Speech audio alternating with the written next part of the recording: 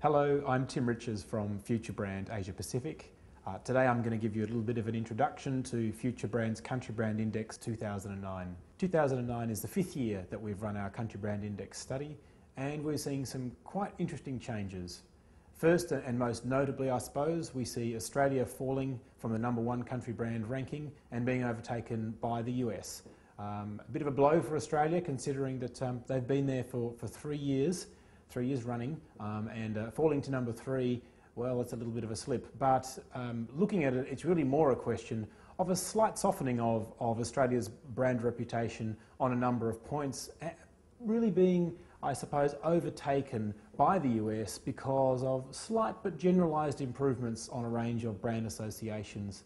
Perhaps also the revitalising effect of President Obama on the US country reputation has had a significant effect there. We also look at the impact of the recession, and we can see a general slowing of arrivals in most countries around the world, of tourism arrivals that is. We also see many countries focusing on value and overt statements about value in their marketing to greater or lesser effect.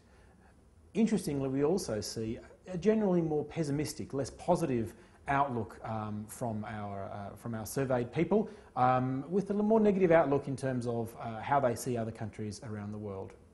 We also look at the effect of big sporting events on China, obviously the Beijing 2008 Olympics, and South Africa, who, as we do this, are in their pre-World Cup period of hype and focus.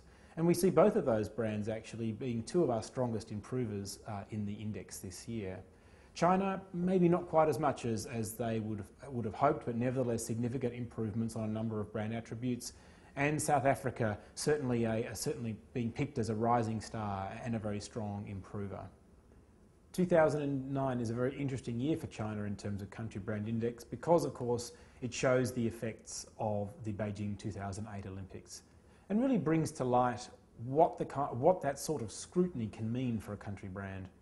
On the one hand, we see falls in China's reputation for environmentalism and ease of travel. So despite the positive image in general that the Olympics portrayed of China, we are seeing the specific issues also coming more sharply into focus.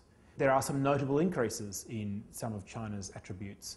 Easy to do business with, political freedom, both up a significant number of ranks.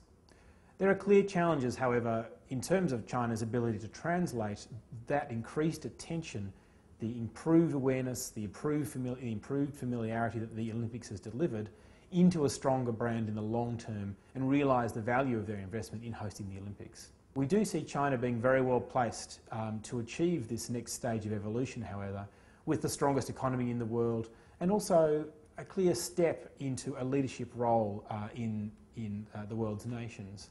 The recession has reset many of the world's expectations of countries and opens up a lot of opportunities for China to reshape its global brand by actively engaging topics of global concern like the environment, which the country has been doing. We'd expect China, with some effort and some focus, to continue to strengthen its brand in the next couple of years.